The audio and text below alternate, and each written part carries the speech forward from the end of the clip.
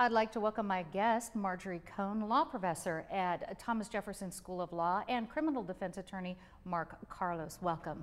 Thank you. Now, Marjorie, the DA has a choice of taking a case to preliminary hearing in front of a judge or a grand jury. What is the purpose of a grand jury? The purpose of a grand jury is to decide whether or not there's probable cause to believe that the person under consideration committed a crime. It is not to prove guilt beyond a reasonable doubt. And a preliminary hearing has the same purpose. Is there probable cause to believe that the defendant has committed the crime? But the grand jury is a secret proceeding with only the prosecutor present. A preliminary hearing is an open public proceeding where the defense can cross-examine. How are the jurors selected for a grand jury?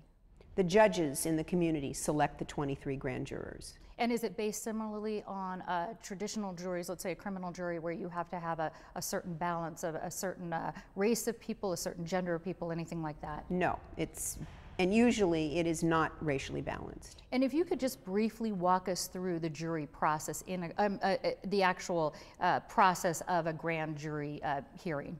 The prosecutor presents not a lot of evidence, just enough evidence to convince the grand jurors that they should file an indictment, they should return an indictment. And then the prosecutor will ask for an indictment in virtually every case, not in the Ferguson case, but which was very unusual.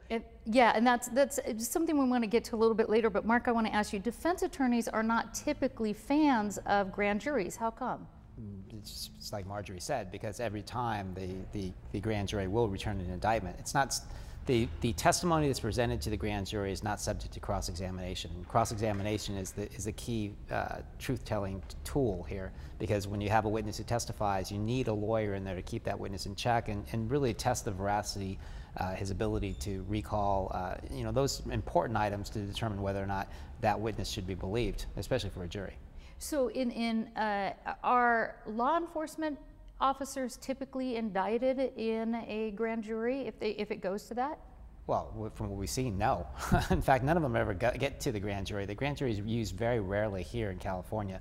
On the federal side, it's predominantly used, but on the state side, it's very rarely used. And if you think about this particular case, well, I guess in Ferguson, they allowed this officer to go in there and testify, and that is unheard of. I mean, you never, as a criminal defense lawyer, will have a client go in and testify for the grand jury, subject to the prosecutor, without having something in mind about what was going to happen.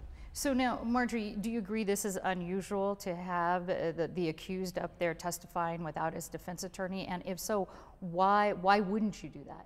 A defense attorney would never let his client testify in front of a grand jury because there's no cross-examination. It's a one-sided proceeding. And so this was very highly unusual.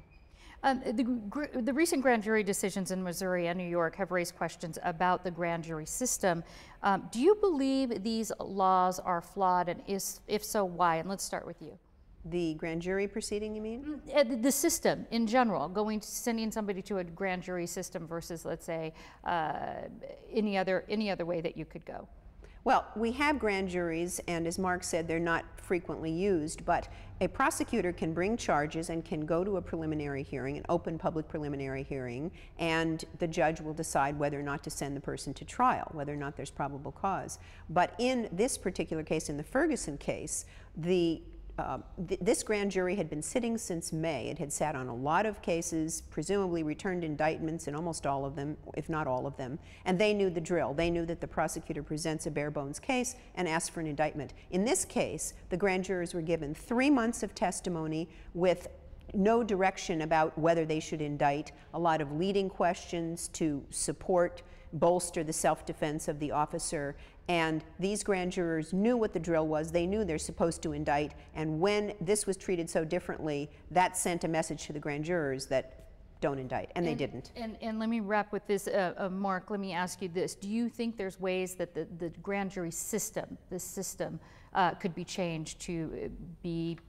Well, I don't. The way it's structured now, I don't think so, because you can't have defense lawyers in there, and I think that's the big problem. Because when you have a prosecutor who presents a case to the grand jury, that's the only person that the grand jury sees. They don't see another person involved, so they develop a bond to that individual that's presenting them the case.